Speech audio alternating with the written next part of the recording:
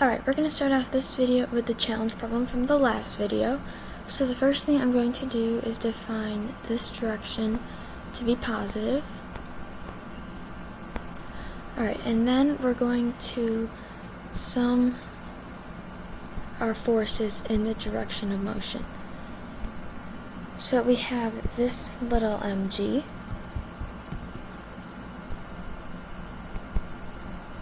plus a large mg minus another mg, right? This one is positive because it's in the direction of motion. This one is negative because it has a weight force pulling it the opposite our direction of motion. And this is going to equal our total mass times acceleration. So that is going to be 2 large m plus a little m times a. Alright, now we are solving for mass m, so we could even rewrite this as 2ma plus our little ma. Now we can simplify. Notice that this becomes 0. Then we can factor our little m times g minus a, right? Because all I'm going to do is subtract this term from both sides. That is going to equal 2ma. Right? Then divide both sides by 2a to get that m is going to equal little m times g minus a divided by 2a. Right, and that is the answer for this problem. Okay, in this video we're going to be covering inclined planes, and I want to start out by showing you how to get the two really big equations that you need to know for inclined planes. So to start out, an inclined plane is really just a surface elevated at an angle theta from the horizontal. And you can place an object on it, which I'm going to represent with a dot. And if you were to draw a free body diagram, we know that the normal force is always perpendicular to the surface which the object is placed on. So this is going to be at 90 degrees. And then you have a weight force that's always going to be straight down, and that is going to be mg. Now you really don't have to draw it that extended, but for the purpose of this derivation I'm going to. And that's really it for a free body diagram. I mean, you can have a force of friction, but that's really not critical in what we're doing right here. So what I'm going to do is extend this vector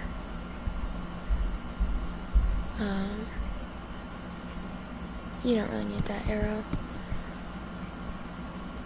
just extend it like that. And this is our normal force, and this is also still 90 degrees. So this is 90 degrees, and this is going to be our angle theta. Now know that alpha plus theta plus our perpendicular angle equal 180 degrees. This right here is 90, so these two must sum to 90.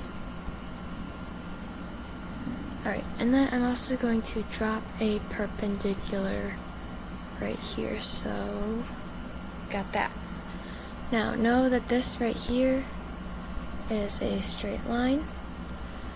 So if this right here is 90 degrees, and this is alpha, then this must be theta, and that must make this alpha. This is not to scale by any means, and those are also by no means straight lines. Alright, I'm going to move our triangle So this is mg, that's theta, this is 90 degrees, that's alpha, and this is our normal force. Alright, so what you need to know is that on an inclined plane we are translating our xy coordinate system a little bit, just rotating it. So this mg, while it might be on the y-axis on a regular coordinate system, right now it's not. So this is going to be our mg parallel to the incline, or you could call it our force in the parallel direction or in the x direction. So we're going to use a little trig. So our sine of theta is equal to mg parallel divided by mg. So we can say that mg parallel, or our force in the x direction, equals mg sine of theta, and cosine of theta is going to equal our normal force divided by mg. So our normal force equals mg cosine of theta.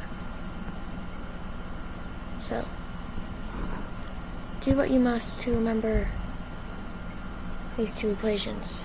They're going to be your best friends when it comes to inclines. Know that both of them have mg, and that our force in the x direction is sliding down the incline. So sine slides down the incline, and cosine is perpendicular. Alright, so for our first problem, we have a 4 kilogram box sliding down an incline of 30 degrees at 2 meters per second squared. First thing we are going to do is draw a free body diagram. So we have the normal force perpendicular to the plane, the force of the earth downwards, and a force of friction acting up the plane. Now we want to calculate the force acting down the plane and acting up the plane. So remember, our equation for the parallel force is mg sine theta.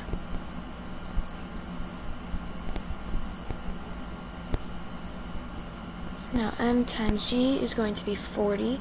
Sine of 30 is 1/2, so our force parallel is going to be 20 newtons. And that is acting down. Now remember, our force of friction is going to be coefficient times normal force. But we don't have a coefficient, so instead we're going to use Newton's second law. So we've got our force parallel acting down the incline, minus friction, which is parallel, but that's its own equation, is going to equal ma. All we know, force parallel acting downward is 20.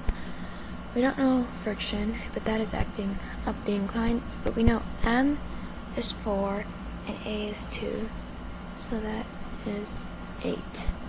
And then we can just solve to get F equals 12 newtons up the incline. And those are our two answers. Alright, this is the last problem for this video. It does have multiple parts, but we're just going to be working on one at a time. So first we need to draw a free body diagram for each block. We start with the normal force, and we also have the force of the earth, a force of tension, and if this system were to rotate, it would do so in that direction.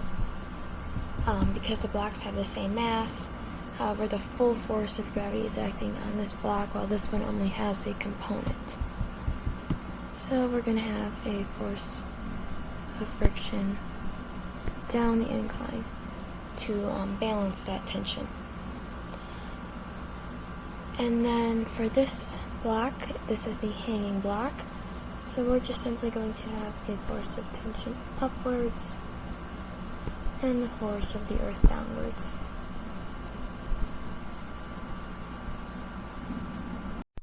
Alright, so here is part 2. We want to find the tension in the string in terms of mg, alpha, mu, s, and mu, k. Do not panic. A lot of times, or maybe a few times on the exam, you might be given more variables than you actually need. Alright, so let's use the second free body diagram because it has tension and only has the force of the earth. So we're going to indicate that we're going to call this positive, because that is what the direction of rotation would be. So we're going to sum our forces, and maybe we say this is number 1 and this is number 2, and we just say that we're summing our forces on 2, and that is going to be F sub E minus T equals MA, which equals 0, right? Because know that they are at rest. So that means the force of the earth equals our tension, and the force of the earth is the weight of block 2, and that is just mg.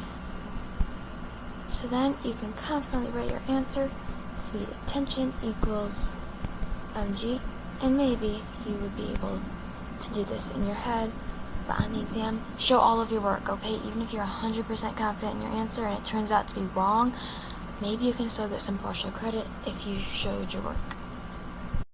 Alright, last part. We want to determine the frictional force on the incline. So we have a force, so let's try summing our forces on block 1. So in the positive direction, we've got tension, and we have a minus F minus the force of the earth parallel to the incline. Remember our x and y axes, and that is going to equal MA, which equals 0. So then we have friction equals tension minus the force of the earth parallel, which equals tension minus, okay, can you remember what the force of the earth parallel to the incline is? Hopefully you thought mg sine of alpha. And that's it. So you can just write F equals T minus mg sine of alpha.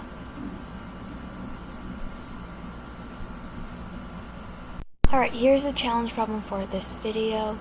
The solution will be at the beginning of the next video, or you can find it on my Instagram page, link in the description, shortly after the release of this video.